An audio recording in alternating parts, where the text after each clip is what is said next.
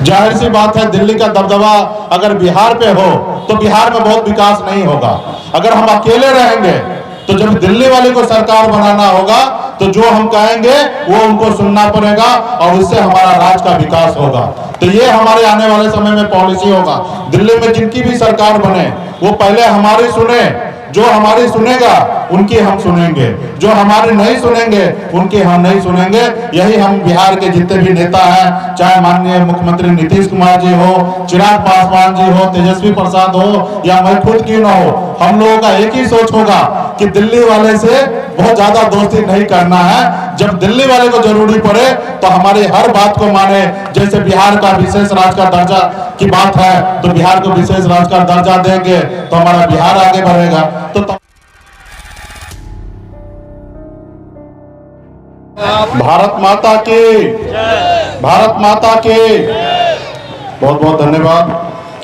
आज इस कार्यक्रम के अध्यक्ष शहीद अमन के पिताजी श्री सुधाकर सिंह जी उपस्थित हैं, सुधीर कुमार जी सिंह जी उपस्थित हैं, मंच को संचालन कर रहे हैं धर्मवीर कुमार जी, आयोजक किए हमारे वीआईपी नेता राहुल कुमार जी, भारतीय जनता पार्टी के वरिष्ठ नेता नागेंद्र सिंह जी, इस कार्यक्रम में उपस्थित राज कपूर सिंह जी, इस कार्यक्रम में उपस्थित अविनाश झा जी, पूर्व प्रत्याशी कांग्रेस पार्टी, वीआईपी पार्टी के नेता संतोष साहनी जी, बैजनाथ साहनी जी, चंदन साहनी जी, वीआईपी पार्टी के राष्ट्रीय प्रवक्ता भाई राजीव मिश्रा जी, वीआईपी पार्टी के नेता मधुकर आनंद जी, राजेश गुप्ता जी, हमारे वीआईपी पार्टी के समस्तीपुर के जिला अध्यक्ष आदर्श कुमार पिंटू जी, वीआईपी नेता मुकेश सहनी जी, इंद्रजीत सहनी जी, विपिन सहनी जी, विमल बिंद जी, इंद्रजीत सहनी जी, प्रोफेसर अशोक सिंह जी, चंद्रकांत जी सिंह जी, सुधीर भाई जी, बजकिशोर ठाकुर जी, तमाम यहाँ पे मंच पर उपस्थित सभी नेतागण और सभा में उपस्थित सभी अभिभावक, नौजवान साथी, सभी को सनत मुल्ला मुकेश सहनी की ओर से नमस्कार प्रणाम। साथियों, आज हम लोग अमर शहीद अमन के प्रतिमा पे माल्यार्पण करने के लिए यहाँ पे हम सभी उपस्थित हुए हैं और निश्चित तौर पे सिर्फ अमन को इस गांव और इस जिला या इस राज्य का बेटा नहीं है, ये हमारे भारत के बेटा ने हमारे लोगों के लिए सुरक्षित रखने के लिए उन्होंने शहीद हुए हैं और इनके लिए आप लोगों ने बहुत सारा बात अपने रखा है कि निश्चित तौर पे सांसद महोदय जी से भी हमने बात करूंगा और संभवतः जो रेलवे स्टेशन का नाम बदलने का आप लोग बात रखे हैं इस पर भी हम जिक्र करेंगे और हमारे तरफ से जो एक गेट बनाने की आपने बात रखा है तो शहीद अमन के नाम पे एक गेट का हमारे पार्टी के तरफ से राहुल जी को मैं कह रहा हूं कि जल्द से जल्द वो गेट का निर्माण करा दे वीआईपी पार्टी के तरफ से। ये हमारे निजी कोष से होगा और निश्चित तौर पे बहुत सारा चीज है तो आने वाले समय में बदलाव होगा, सिस्टम में आएंगे तो निश्चित तौर पे स्टेडियम भी हम लोग चाहेंगे कि बनवा दे तो बहुत सारा चीज होगा। ये सब तो क्षेत्र तो हमारा अपना है क्योंकि समस्तीपुर, दरभंगा और मधुबनी ये एक ही कमिश्नरी से है और हम दरभंगा जिला के वासी हैं तो हमारे ये कमिश्नरी में हम हैं तो निश्चित तौर पे समय आएगा, बदलाव होगा तो अपने क्षेत्र में जितना बेहतर से बेहतर विकास का काम होगा वो सब सारे चीज़ें होते रहेंगे और ये हमें बहुत खुशी प्राप्त हो रहा है, गर्व प्राप्त हो रहा है कि हम देश के लिए योगदान के लिए अपनी जान को भी निछावर करना पड़ता है तो हमारे बिहार के बिहारी और बिहार के लाल हमेशा उसके लिए तैयार रहते हैं। तो निश्चित तौर पे हमेशा इस तरीके से जब भी कार्यक्रम होगा उसमें आएंगे और मैं अमन के पिताजी को विशेष तौर पे मैं धन्यवाद दे रहा हूँ। कैसे वीर सपूत का लाल को आपने जन्म दिया जो देश के हित में, देश के लिए उन्होंने जान दिया है। दुनिया और इस संसार और ये गांव हमेशा आपको हमेशा याद करते रहेंगे। आपके साथ, आपके परिवार के साथ हम सभी बिहार के लोग और इस गांव के सभी लोग आपके साथ हमेशा दुख सुख में हमेशा रहेंगे।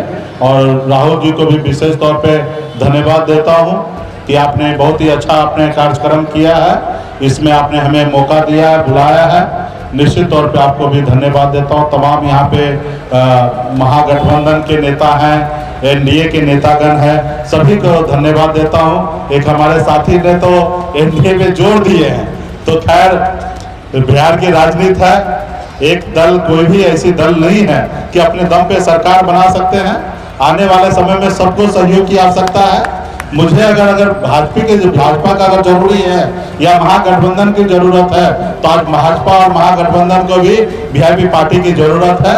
तो समय होगा, हम लोगों का बिहार का विकास कैसे होना चाहिए, बिहार कैसे आगे बढ़े, बिहार के नौजवान को कैसे बिहार में रोजगार मिले, ये तमाम बहुत ऐसे चीजें हैं जिस पे अगर ठोस निर्णय होगा तो निश्चित तौर पे उस पर काम होगा।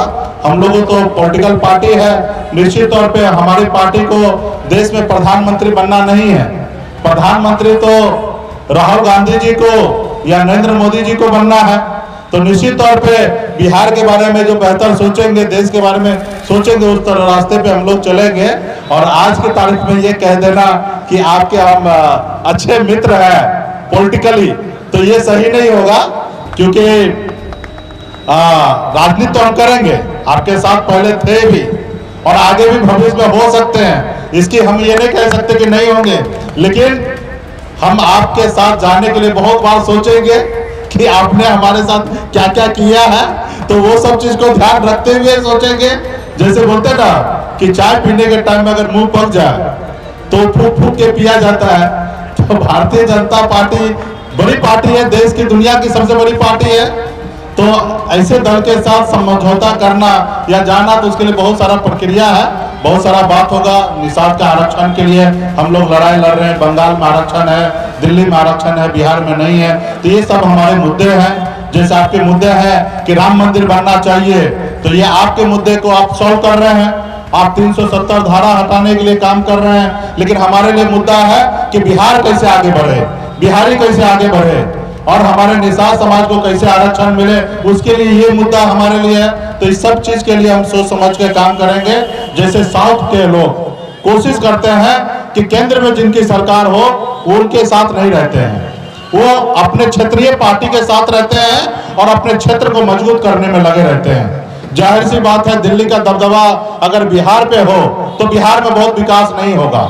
अगर हम अकेले रहेंगे तो जब दिल्ली वाले को सरकार बनाना होगा तो जो हम कहेंगे वो उनको सुनना पड़ेगा और उससे हमारा राज्य का विकास होगा। तो ये हमारे आने वाले समय में पॉलिसी होगा।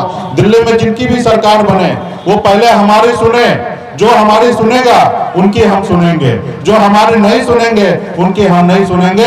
यही हम बिहार के जितने भी नेता हैं, चाहे माननीय मुख्यमंत्री नीतीश कुमार जी हो, चिराग पासवान जी हो, तेजस्वी प्रसाद हो या मैं खुद क्यों ना हो, हम लोगों का एक ही सोच होगा कि दिल्ली वाले से बहुत ज्यादा दोस्ती नहीं करना है। जब दिल्ली वाले को जरूरी पड़े तो हमारी हर बात को माने। जैसे बिहार का विशेष राज्य का दर्जा की बात है, तो बिहार को विशेष राज्य का दर्जा देंगे तो हमारा बिहार आगे बढ़ेगा। तो तमाम ऐसी चीजें हैं और क्षमा चाहेंगे कि भावना में थोड़ा पॉलिटिकल बात भी रखा गया, जबकि इस मन से रखना नहीं चाहिए था, लेकिन आपने कुछ बात रखा तो इसलिए रख दिया। एज ए नेता है तो हमारा कर्म और धर्म है कि अपनी बात को रखना। तो एक और इस मन से हम यहाँ पे बहुत सारे अभिभावक यहाँ पे उपस्थित हैं और सभी वर्ग के से लोग उपस्थित हैं।